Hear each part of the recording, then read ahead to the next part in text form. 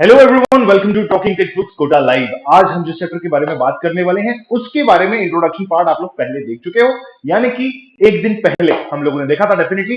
और चैप्टर का नाम सिमिलैरिटी है, ऐसा आप लोगों को पता है। तो किस चीज में क्या क्या सेम है, क्या डिफरेंट है, क्या लिंक है और क्या नहीं है, ऐसी चीजें हम लोगों ने इंट्रोडक्शन पार्ट में देखी थी। Talking textbooks Kota live एक ऐसा प्लेटफॉर्म है जो कि आप लोगों को ऑनलाइन लाइव एजुकेशन प्रोवाइड कर रहा है आप लोगों के घर तक, जहां आप लोगों को टेस्ट देने के लिए अपने घर से बाहर नहीं निकलना, क्विज के लिए अपने घर से बाहर नहीं निकलना, और साथ ही साथ स्टडीज जो है वो भी आपकी आपके घर में, आपके लैपटॉप पर, आपके मोबाइल डिवाइसेस पर चल रही है। तो बेटा, हमारे साथ बने रहने के लिए बहुत बहुत शुक्रिया। और ये वो बेहतरीन टीम है जो आप लोगों को ये सारी चीजें टाइमली प्रिपेयर करवा रही है, और इन्हीं के साथ रहकर आप अपने क्विज प्लस एग्जामिनेशन यानी कि टेस्ट पेपर्स की प्रिपरेशन कर रहे हैं। ठीक है, तो आगे बढ़ते हुए मैं आप लोगों को बता दूं कि इनके द्वारा बनाया हुआ सैंपल स्टडी मटेरियल अगर आप लोग देखना चाहते हैं तो आप लोगों को ज्वाइन करना होगा टेलीग्राम के ये ग्रुप्स को। और इन ग्रुप्स में आप लोगों का ग्रुप सबसे टॉप मोस्ट है, that is CTB06, right. And उसके बाद अगर मैं आगे बात करूं कि अगर सैंपल स्टडी मटेरियल देकर के आप लोगों को अच्छा लगता है और आप लोगों को ऐसा फील होता है कि यार ये जो है मटेरियल मुझे चाहिए चाहिए, तो क्या करना है, ऑफिशियल वेबसाइट ऊपर लिखिए बेटा, इसको फटाफट से ब्राउजर में कॉपी कीजिए। एंड कॉपी करने के बाद वहां एंटर प्रेस करते ही you need to enter into the study material and test series section वाला पार्ट। वहां पर दो पैकेजेस इस तरीके से आप लोगों को बने हुए दिखेंगे। जो पैकेज आप लोगों की सहूलियत के हिसाब से या आपकी जरूरत के हिसाब से अच्छा लगता है उसको फटाफट से सेलेक्ट कीजिए। प्राइस डिटेल सेक्शन में एक लाइक कोड का यूज कीजिए to get 30% instant discount on all the packages whichever you want to buy, right. उसके बाद क्रेडिट कार्ड, डेबिट कार्ड या नेट बैंकिंग में से कोई सा भी एक पेमेंट गेटवे चूज करें और उसको जो है फाइनली उसको किसको, अपने पैकेज को अपने पास बुला लीजिए। एंड अगर कोई भी दिक्कत, कोई परेशानी होती है तो you need to dial the number 9549041111। या फिर अगर ऐसा होता है कि यार सर वो नंबर तो कॉल किया था उस पर कॉल उठा नहीं रहा, तो ये लो भाई, 8209412937 नंबर, इस पे कॉल कर लो। ये मेरा पर्सनल नंबर है, इस पे आप लोग मुझसे डायरेक्टली बात कर सकते हो, बता सकते हो कि सर आपका कोड यूज कर लिया है। और कोड यूज करने के बाद अब क्या प्रोसीजर है, किस तरीके से टेलीग्राम ग्रुप में जुड़ना है, क्या प्रोसीजर है व्हाट्सएप ग्रुप में जुड़ने का, और क्या प्रोसीजर है हमारा जो गूगल क्लासरूम है उस पर जुड़ने का, ये सारी चीजें हम आपको डेफिनेटली बताएंगे।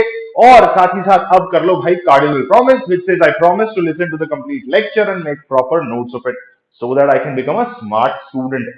इंट्रोडक्टरी पार्ट हम लोगों ने देखा था और आज हम जो है फाइनली देखने वाले हैं कि भाई इस चैप्टर में क्वेश्चंस किस तरीके के आप लोगों को देखने को मिलते हैं। तो क्वेश्चंस को शुरू करने से पहले लेक्चर स्लाइड जो हमारी रेगुलरली हम लोग रिव्यू करते हैं कि भाई क्या है लेक्चर में आज स्पेशल। तो आज के लिए स्पेशल चीज है, आज आप लोग करने वाले हैं questions related to the chapter similarity. And शुरू करते हैं हमारा पहला क्वेश्चन। ओहो, ये क्या है, अच्छा, नंबर ऑफ क्वेश्चन है भाई जिसके ऊपर बेस्ड आपको इंस्ट्रक्शन दिया हुआ है। तो फटाफट से इस इंस्ट्रक्शन को पढ़ लीजिए और शुरू कर दीजिए क्वेश्चन को सॉल्व करना। 2-3 सेकंड है यार, फटाफट से पढ़ लो इंस्ट्रक्शन को, उसके बाद आगे बात करते हैं, ठीक है।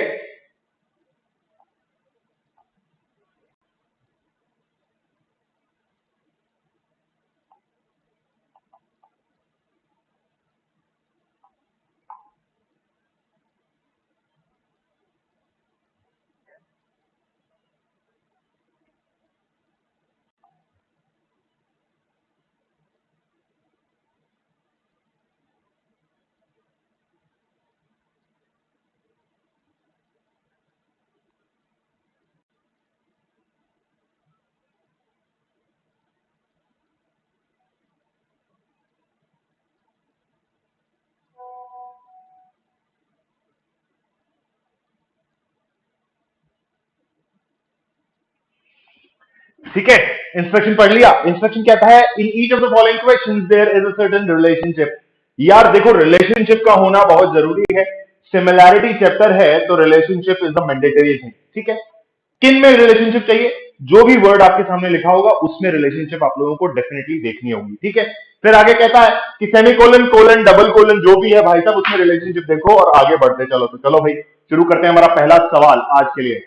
भाई मून जो है क्या है, आप लोगों को सच्ची तरह से पता है। मून का मतलब है चंद्रमा। वो गाना सुना है, आधा है चंद्रमा रात आधी, है ना। तो वही चीज है बेटा, आधी बात लिखी हुई है और आधी बात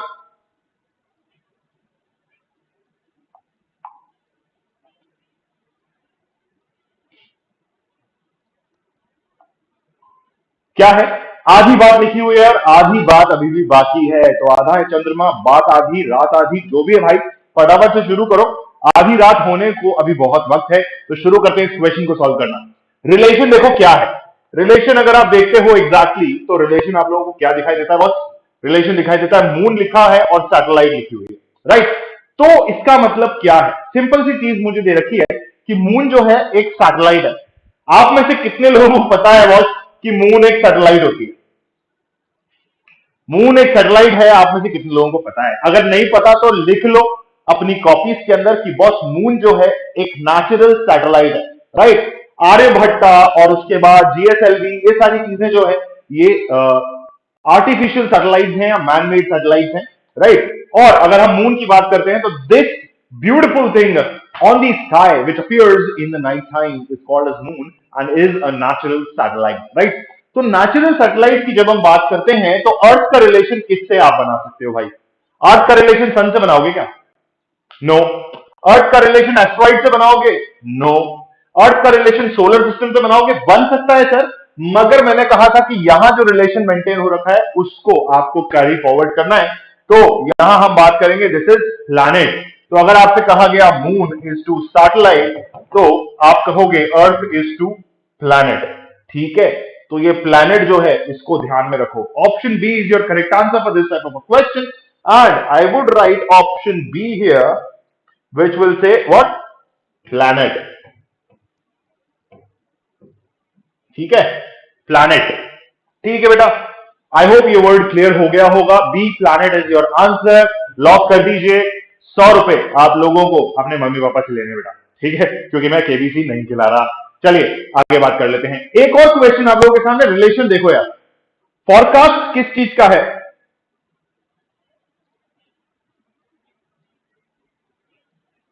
जल्दी से देख लो यार।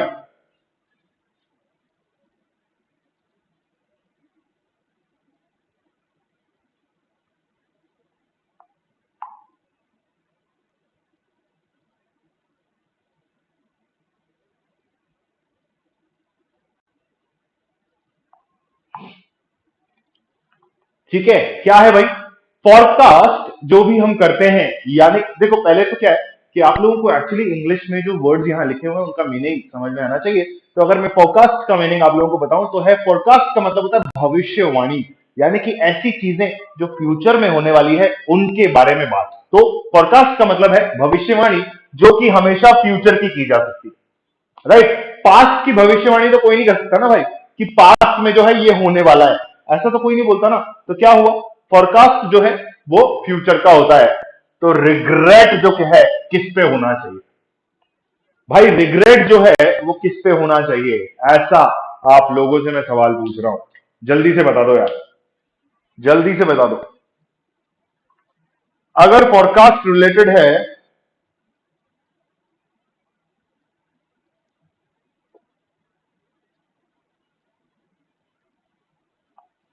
क्या है भाई? फोरकास्ट जो है अगर फ्यूचर से रिलेटेड है तो रिग्रेट हमें किस चीज पे होता है? क्या हमें हमारे पास प्रेजेंट पे रिग्रेट होता है क्या, कि मैं एक ऐसी लाइफ जी रहा हूं यार, ऐसा होता है क्या? नहीं, नहीं होता, क्योंकि प्रेजेंट में तो हम सभी इंजॉय करते हैं। तो रिग्रेट हमें, वाह इतनी सर्दी है कि हमसे मारकर भी ना पकड़ा जा रहा भाई, ठीक है? जल्दी से बताओ यार, रिग्रेट किस चीज का होता है और किस चीज का होना चाहिए?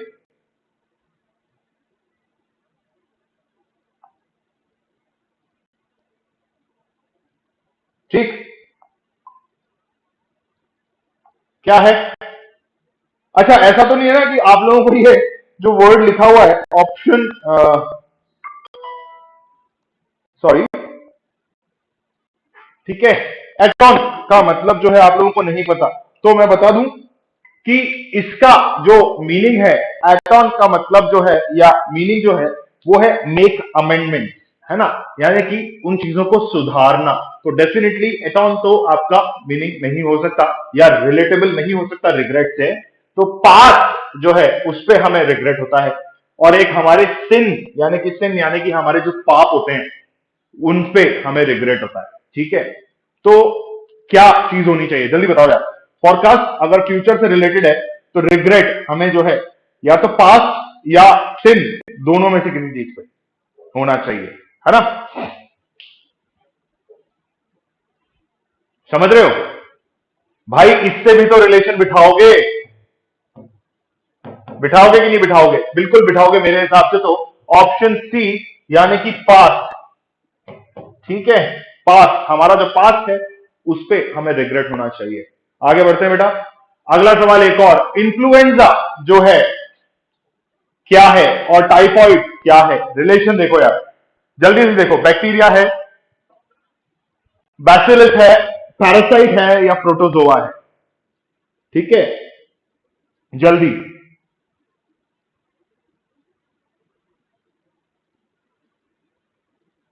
जल्दी जल्दी जल्दी।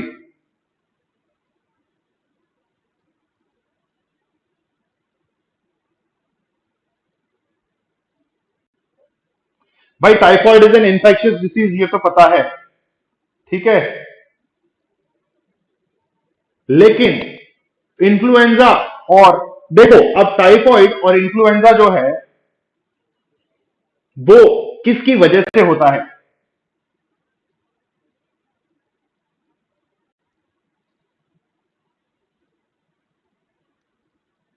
ठीक है, ये हमें बताना है।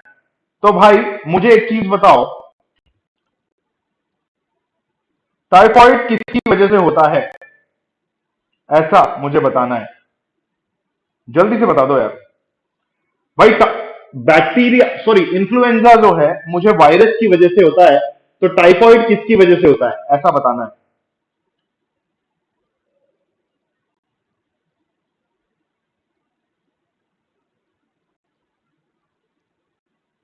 ठीक,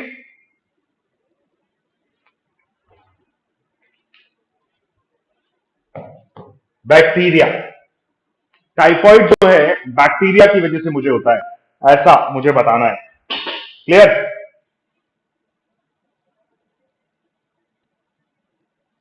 ठीक,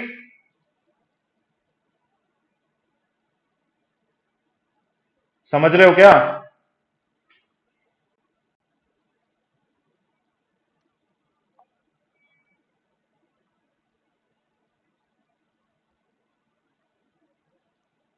ठीक है, समझ गए?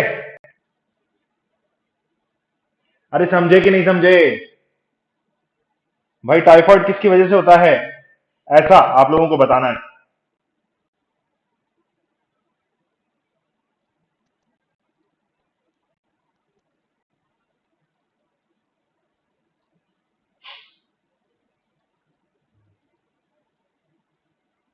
ठीक है, चलिए मैंने आप लोगों को बता दिया बैक्टीरिया की वजह से होता है। आगे बढ़ते हैं यार। ऑप्शन लिखना है क्या यहाँ पे?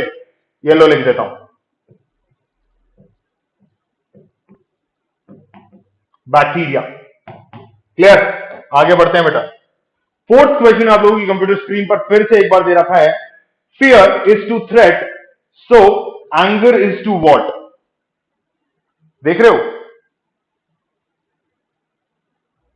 फियर जो है वो किससे पैदा होता है, ऐसा हमसे पूछा हुआ है। Fear is to threat, then anger is to what? जल्दी बताओ। फियर इज टू थ्रेट, तो एंगर इज टू वॉट? जल्दी।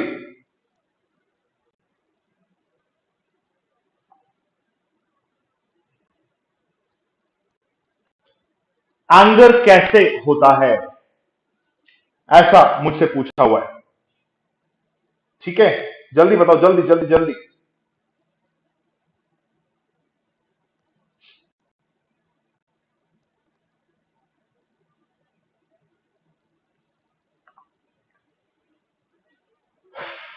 पैनिक की वजह से डेफिनेटली एंगर नहीं होता।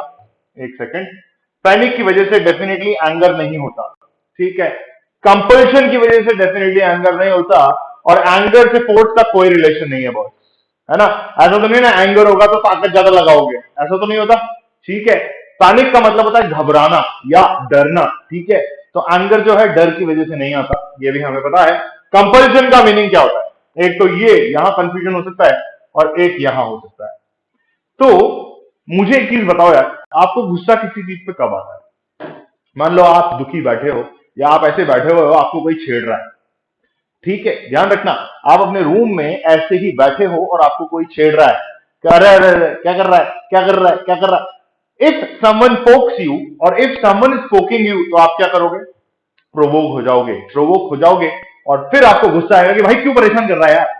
तो वो जो चीज है वो एंगर है, राइट। और अगर आप ऐसे बोलते हो भाई क्यों परेशान कर रहा है यार, तो इसका मतलब आप गुस्सा नहीं हो। तो if someone provokes you to do something, so that is because of anger you do it, right? So provocation is directly related to anger. That exactly says C जो है आपका आंसर है। प्रोवोकेशन की स्पेलिंग में इतनी बड़ी यार मैं नहीं लिखूंगा यार, ठीक है। तो चलो आगे बात कर लेते हैं। Melting is to liquid then freezing is to what? अब देखो,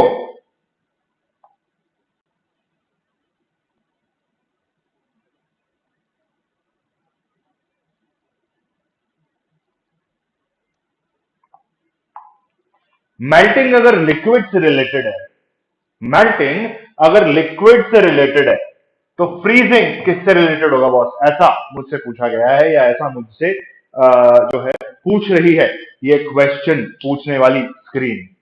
तो अब ध्यान दो भाई, मेल्टिंग अगर लिक्विड से रिलेटेड है तो आइस से रिलेट हो सकती है क्या? कंडेंसेशन, सॉलिड, क्रिस्टल, सारे ऑप्शन ऐसे ही हैं जो एक दूसरे से रिलेटेड हो सकते हैं, ठीक है, एक दूसरे से रिलेटेड हो सकते हैं, ऐसा मुझसे पूछा गया है। तो फटाफट से बता दो क्या आंसर होना चाहिए इसका।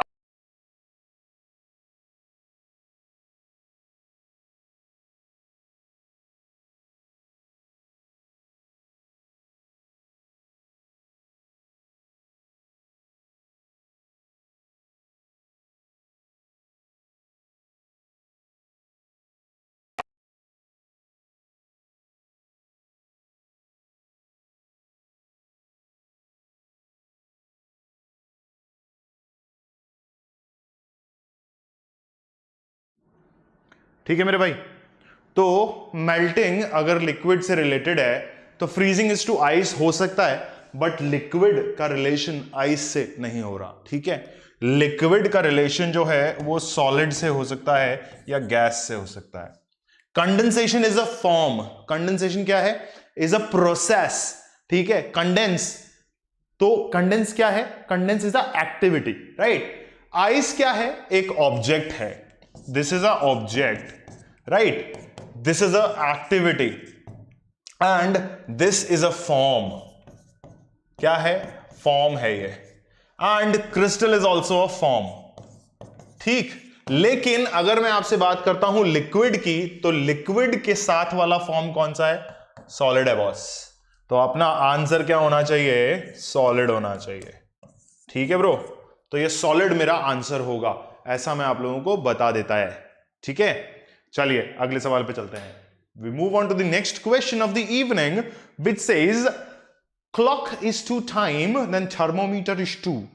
ये क्वेश्चन ध्यान है, ये मैंने आप लोगों को बताया हुआ यार एग्जांपल में, इंट्रोडक्शन पार्ट में। अगर क्लॉक टाइम बताती है तो थर्मोमीटर क्या बताता है? ऐसा हीट बताता ना थर्मोमीटर, भाई इतना ज्यादा टेम्परेचर है तुम्हारा तो हीट ही तो बताएगा, है ना। टेम्परेचर बढ़ रहा है इसका मतलब हीट बढ़ रही है, इसका मतलब गर्मी बढ़ रही है, तो यही तो बताएगा थर्मोमीटर, है ना। अरे मेरे भाई, थर्मोमीटर टेम्परेचर बताता है। बहुत सिंपल सा जवाब है इस चीज का, इतना कूचड़ा नहीं करना चाहिए था मुझे, सिर्फ एक टिम्पल टिक मारना चाहिए था। ये लो भाई, तो टेम्परेचर अगर कोई चीज बताती है तो वो डायरेक्टली रिलेटेड होगी इससे। कैसे पता चला भाई? क्लॉक टाइम बताती है तो थर्मोमीटर टेम्परेचर बताना चाहिए, ठीक है। थर्मोमीटर जो है टेम्परेचर बताएगा, थर्मोमीटर की एक्टिविटी है, राइट। क्या हुआ? ये इंस्ट्रूमेंट हुआ और इंस्ट्रूमेंट की एक्टिविटी हुई। हमने लेक्चर 1 में ये सारे डिस्क्रिप्शंस पढ़े हैं, अगर भूल गए हो तो लेक्चर 1 को विजिट करो, अगर नहीं देखा है तो लेक्चर 1 को विजिट करो। विजिट करने का सिंपल सा तरीका, scroll down this video, get into the description section, show मोर पे क्लिक करो, वहां पर लिंक दिखेगा लेक्चर 1 का, उसको विजिट कर लो बेटा। वहां पर ये सारे डिफरेंसेस बताए गए हैं, इंस्ट्रूमेंट क्या है, इंस्ट्रूमेंट की एक्टिविटी क्या है, what is the use and all that, सब कुछ बताया गया है। तो what you need to do is you need to understand that clock और टाइम के बीच में रिलेशन है कि clock is the instrument and this is the thing which that instrument does. Time बताता है, थर्मोमीटर टेम्परेचर बताता है, ठीक है, तो temperature is directly related, right. तो option D is your going to be the final, sorry, is your final answer, right. Clear है बेटा? Option D is your final answer to this type of a question which says clock is to time so as thermometer is to temperature। ठीक है, इतनी बड़ी spelling मैं नहीं लिखता, मेरी इच्छा नहीं हो रही, ठीक है। तो चलिए हम चलते हैं हमारे सेकंड सेक्शन के ऊपर इस चैप्टर के, जो कि है अल्फाबेट का रिलेशन विद ईच अदर। चलिए आगे बढ़ते हैं बेटा, फटाफट से डायरेक्शन पढ़ लो बॉस, फटाफट से डायरेक्शन पढ़ लो बॉस। क्या है डायरेक्शन, कैसा है डायरेक्शन, फटाफट से पढ़ लो, ठीक।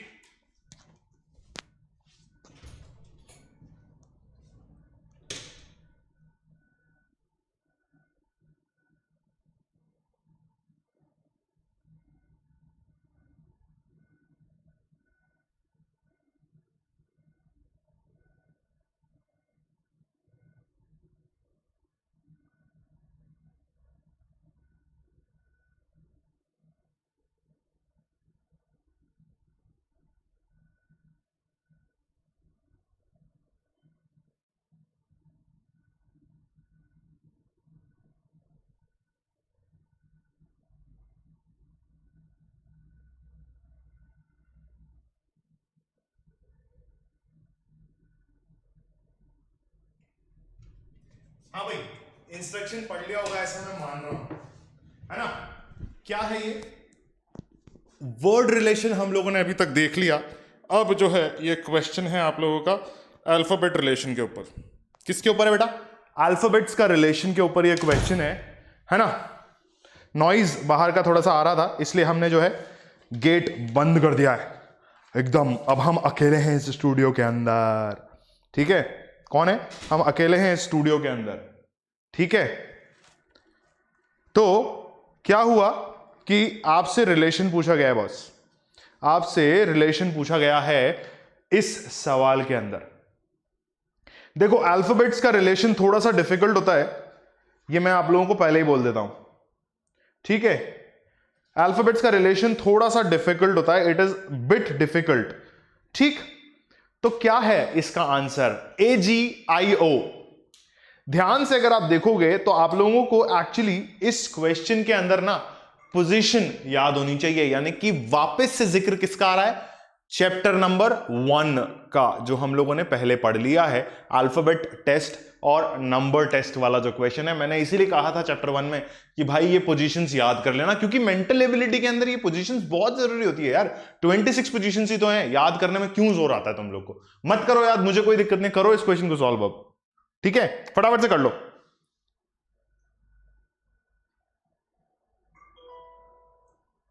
ठीक है, ध्यान से देखो, अबे ध्यान से देखो इधर, ये देखो मैं बताता हूं तुम्हें। पहले वाले क्वेश्चन को करवा रहा हूं, उसके बाद नहीं कर पाऊंगा। ये फर्स्ट है, जी की पोजीशन कितनी होती है भाई? जी की पोजीशन कितनी होती है जल्दी बताओ। नहीं बता रहे? 7 होती है, मैं बता देता हूं। यहां अगर आप ध्यान दोगे तो दिस इज 9। ओ की पोजीशन कितनी होती है? अब कुछ दिखा, डिफरेंस दिखा या रिलेशन दिखाई दिया? मैंने कहा था टफ क्वेश्चंस होते हैं। पहला वाला सेक्शन यानी कि word relation is the easy part, alphabets का relation is the difficult part. क्यों? क्योंकि इसमें चैप्टर 1 की मदद लगेगी। किसकी मदद लगेगी? चैप्टर 1 की मदद लगेगी। यहां नहीं है चैप्टर 1, डिस्क्रिप्शन बॉक्स में देख लेना, नहीं तो प्लेलिस्ट में देख लेना। चैप्टर 1 अल्फाबेट टेस्ट वाला जो चैप्टर है उसकी बात कर रहा हूं। 1 और 9 का रिलेशन देखो और 7 और 9 15 का रिलेशन देखो। 15 माइनस 7 अगर मैं करता हूं तो मुझे कितना मिलता है? 8 मिलता है, राइट। उसी तरीके से 9 माइनस 7 अगर मैं करता हूं तो मुझे कितना मिलता है? 8 मिलता है बॉस। क्लियर है? तो अल्फाबेट्स का रिलेशन कितना हुआ? 8 स्टेप्स अहेड। अब मैं क्या करूं? पोजीशन देखो भाई, ई की पोजीशन कितनी होती है बताओ? नहीं पता ना? 5 होती है, ठीक है, क्योंकि 5 में आता है ई, ऐसा बताया तो था मैंने। भाई मेरे बताया तो था यार ट्रिक। के की पोजीशन बताओ जल्दी, बताओ। 11 होती है। अब इसमें क्या करो, 8 8 की पोजीशन जोड़ दो, 8 8 पोजीशन जोड़ दो। 5 + 8 कितना होता है आपके पास? 13 होता है। तो यहां आना चाहिए 13, सॉरी यहां आना चाहिए कितना? 13:11 में 8 प्लस करोगे 19 एस आना चाहिए। ठीक है, क्या आना चाहिए? 13 और 9 आना चाहिए, सॉरी 13 और 19 आना चाहिए। तो 13 और 19 की पोजीशन पे कौन है? एमएस है क्या? एमएस मतलब महेंद्र सिंह नहीं है भाई, एमएस मतलब महेंद्र सिंह धोनी नहीं है। एमएस का मतलब है 13th पोजीशन पे एम होता है, 19th पोजीशन पे एस होता है। तो अगर मैं डायरेक्ट रिलेशन देखता हूं तो AG is related to IO and E K is related to M S. ठीक है, डिफरेंस क्या है भाई? 8 का गैपिंग है दोनों में, समझ गए? फटाफट से क्वेश्चन कॉपी कर लो बेटा, फटाफट से क्वेश्चन कॉपी कर लो, और अगर कर लिया है, समझ गए हो, तो अगले सवाल के लिए तैयार रहो। क्या करो? अगर कर लिया है, समझ गए हो, तो अगले सवाल के लिए तैयार रहो। चलिए moving on to the next question. ध्यान से देखो इस क्वेश्चन को, क्या दिया हुआ है। पहला कैपिटल डी, दूसरा स्मॉल डी, और फिर ए, फिर small A, capital D, capital D. Arrangement अगर समझ में आ गया हो अच्छी बात है, नहीं आया हो तो और भी अच्छी बात है ना, क्योंकि इसीलिए तो हम हैं, समझे?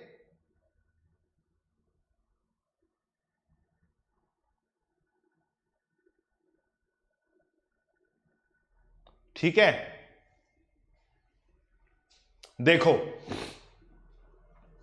इस डी का रिलेशन इस डी से, इस डी को किया कैपिटल और ए को किया इधर, तो उसी हिसाब से लास्ट वाले को इधर लिख दो। यानी कि अगर मैं आप लोगों से ऐसा बोलूं कि ये जो स्मॉल बी है इसको यहां लिख दो, ये जो मिडिल वाला एलिमेंट है उसको कैपिटल कर दो, और ये जो कैपिटल डी है उसको लास्ट में ले आओ, कैपिटल आर को लास्ट में ले आओ, तो क्या ऐसा कोई ऑप्शन दिख रहा है क्या आपको? मुझे तो दिख रहा है बॉस, ऑप्शन बी। रिलेशन देखो यार, रिलेशन ध्यान से देखोगे तो समझ में आएगा। ठीक है, समझ में आया? D is to A, D is to capital D and A is to D, ऐसा करके एक रिलेशन बन रहा है। ठीक है, ठीक है ना? ठीक, चलिए आगे बात कर लेते हैं बेटा फटाफट से। Let's move on to the next question. चलिए भाई, ये रिलेशन फटाफट से बता दो। Cat D D Y big क्या होना चाहिए? जल्दी बताओ, वेट कर रहा हूं मैं, आंसर्स का वेट कर रहा हूं मैं।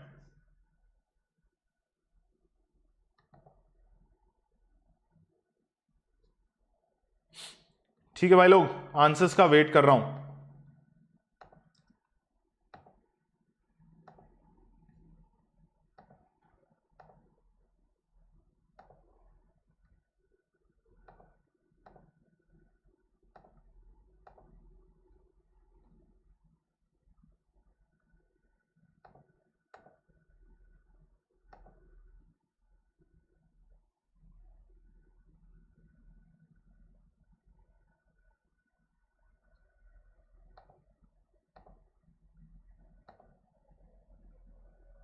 ठीक है, मेरे हिसाब से आप लोगों को आंसर पता चल गया है और आप लोग तैयार हो आंसर के साथ, मैं ऐसा मान रहा हूं। ठीक है ना बॉस? चलो बताते हैं आपको क्या रिलेशन है एग्जैक्टली इसमें।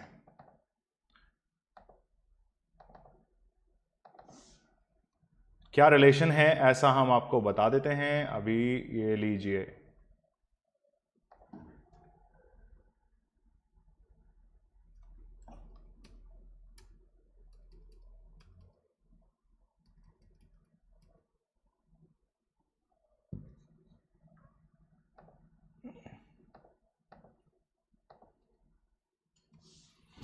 ठीक है, क्या समझ में आया? यहां लिखा है कैट, यहां लिखा है DDY, यहां लिखा है बिग। अल्फाबेट्स को अगर आप ध्यान से देखोगे तो आप लोगों को एग्जैक्ट पता चलेगा कि क्या कहना चाह रहे हैं अल्फाबेट, ठीक है? अगर ध्यान से अल्फाबेट को देखोगे तो फर्स्ट, सेकंड और थर्ड अल्फाबेट को ध्यान से देखो। फर्स्ट ग्रुप जो है मूव्ड बाय 1, 3 एंड 5। देखा? नहीं देखा? पोजीशन देखो। 3, ओ अच्छा रुको, ये लो, 3, 1 एंड 20 ऐसा है। 3 के आगे एक पोजीशन 1, ए से कितना पर? 4 पे, तो 3। ठीक नहीं, 3 ऐसे मत देखो आप, मैं बताता हूं आपको, इसको दूसरे तरीके से देखो आप यार। ये 4 और एक्स वाई जेड यानी कि 25th पोजीशन, ठीक है? क्या हुआ अगर मैं ध्यान से इसको देखता हूं और इसको देखता हूं और इसको देखता हूं, तो मुझे यह पता चला कि दोनों में डिफरेंस कितना है? 4 - 3 1, 4 - 1 is equals to 3 and then 25 - 20 is equals to 5। Clear हुआ? तो उसी हिसाब से 135 का डिफरेंस यहां बनाओ, बी के बाद सी बनाओ, I इज 9 तो 3 का डिफरेंस बनाओ इधर, 9 + 3 इज इक्वल्स टू 12, तो L बना दो 12 यानी कि L बना दो। और उसके बाद G में जो है 5 का डिफरेंस बनाओ, तो G की पोजीशन कितनी होती है? GH होता है 7, ठीक है? तो 7 में 5 प्लस करोगे आप तो आपको कितना मिलेगा, ये आप लोगों को पता होना चाहिए बॉस। तो 7 में 5 प्लस करने पर भी मुझे कितना मिलता है? कितना मिलता है? 12 मिलता है। तो मैं यहां L वापस से लिख दूंगा। आप समझे? आप समझ में आया क्या? तो अगर CLL मेरा ऑप्शन आ रहा है तो दैट मींस मेरा A option is correct. Clear? समझ में आ गया? कॉन्सेप्ट ध्यान से देखो और फिर मुझे बताओ कि सर नहीं आप गलत बता रहे हो, ऐसा बोल दो, एक बार बोल दो ना जरा। अगर ऐसा है तो बोल दो ना जरा कि सर आप गलत बता रहे हो, ठीक है? मुझे पता है ऐसा तुम बोल ही नहीं सकते हो, ठीक है?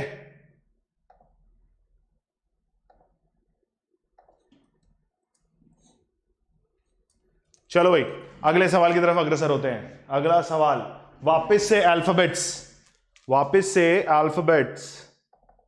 ध्यान से देखो इस क्वेश्चन को और बताओ कि क्या कहना चाह रहा है ये सवाल आपसे, ठीक है?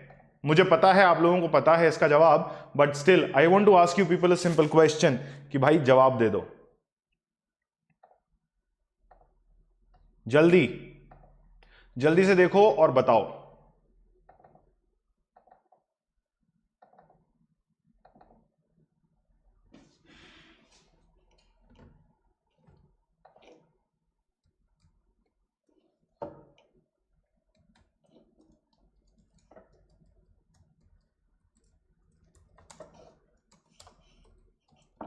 समझ में आया क्या कह रहा है क्वेश्चन? क्वेश्चन का समझ में आया क्या बॉस कि क्वेश्चन क्या कह रहा है?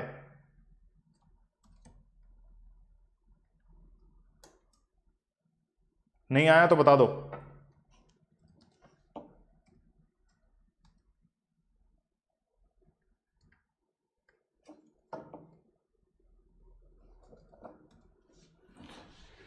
ठीक है? KMFLLHRMS, डिफरेंस देखो, एक एक अल्फाबेट का डिफरेंस देखो फिर मुझे बताओ, है ना?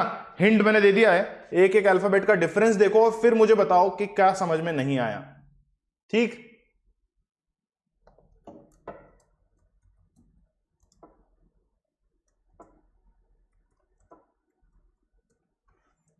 जल्दी से देख के मुझे बता दो कि भाई क्या समझ में नहीं आया।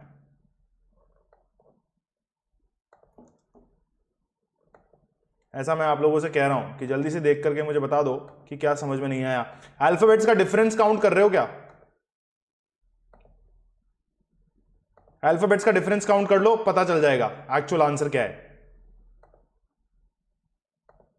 ठीक? चले बताऊं क्या? अभी भी ये आंसर आ गया आप लोग का? जल्दी देख लो यार। हाँ, नहीं आया? के का एल से रिलेशन फाइंड करो, एम का एल से रिलेशन फाइंड करो। पहले क्वेश्चन कर चुके हो, पहले क्वेश्चन कर चुके हो। के का एम से रिलेशन, एल से रिलेशन देख करके बता दो फटाफट, जल्दी देखो।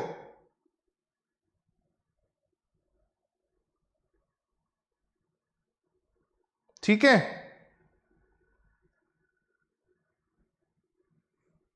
क्या हो रहा है ध्यान से देखो।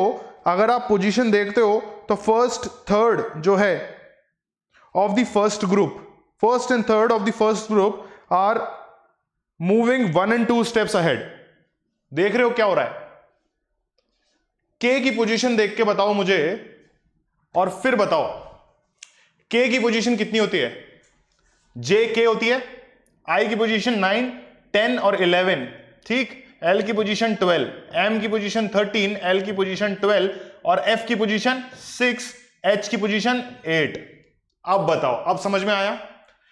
पहला वाला अल्फाबेट एक पोजीशन आगे जंप मार रहा है, दूसरा वाला अल्फाबेट एक पोजीशन पीछे, और तीसरा वाला अल्फाबेट 2 पोजीशन आगे। अभी समझे? समझे कि नहीं समझे? जल्दी बताओ यार। तो इस हिसाब से अगर आंसर मैं देखता हूं तो मुझे क्या आंसर मिलना चाहिए? इस हिसाब से अगर मैं आंसर देखता हूं तो मुझे क्या आंसर मिलना चाहिए? जल्दी से बता दो।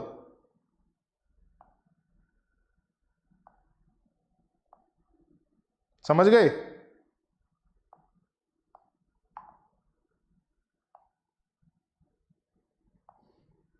समझ गए कि नहीं समझे?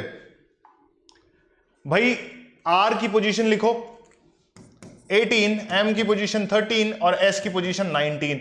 इसको उतना ही जंप पढ़वा दो। जल्दी देखो, एक का जंप था 19 की पोजीशन एस, 13 कितने का जंप था? बैकवर्ड्स था 1, तो यानी कि 12 यानी कि एल, और यहां पर 6 के बाद 8 का जंप था यानी कि 2, तो 19, 20 और 21। 21st पोजीशन पे कौन होता है? एस टी यू,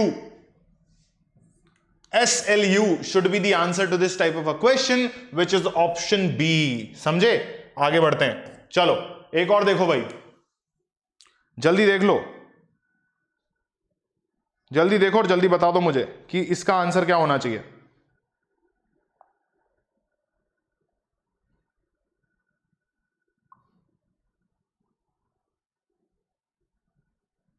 जल्दी देख के बता दो।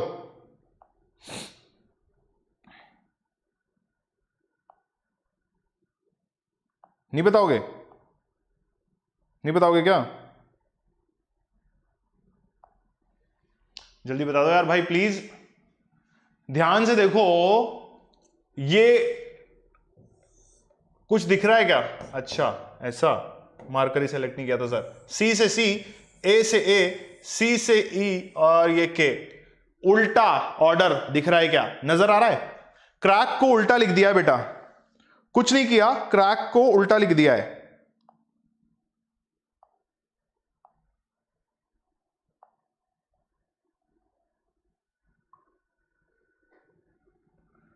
समझे कि नहीं समझे? समझे कि नहीं समझे? भाई क्रैक को उल्टा लिख दिया है बस, और कुछ नहीं किया, ठीक है। उसी तरीके से आप चाहो तो अगले वाले अल्फाबेट को उल्टा लिख दो, जो मीनिंग आएगा या जो सेंटेंस या जो वर्ड बनेगा वो आपका फाइनल आंसर होगा। क्लियर है? ध्यान से देखो, अगर मैं इसको उल्टा लिखता हूं तो मुझे इसको भी उल्टा लिखने की इजाजत है। दैट इज के जो पहला वर्ड है वो लास्ट में आ रहा है, लास्ट में लिख दो, ये लो एक्स, फिर जी आ रहा है, ये लो, फिर ए आ रहा है तो यहां पर क्या आएगा? एम आएगा, और फिर यहां सी आ रहा है तो यहां पर एक्स आएगा, और सॉरी एफ आएगा, ठीक है। लास्ट वाला वर्ड पहले आ रहा है, ठीक है ना, लास्ट वाला वर्ड पहले आ रहा है। FMG एक्स, ऐसा आंसर बनना चाहिए, ठीक। समझ में आया? तो ऑप्शन सी जो है मेरा फाइनल आंसर है। क्योंकि मुझे ये पैटर्न समझ में आ गया इसलिए मैं अगले सवाल पे चल रहा हूं। फटाफट से देखो यार, अगला सवाल क्या कह रहा है, ध्यान से देखो, अल्फाबेट्स की पोजीशन को चेक करो बेटा।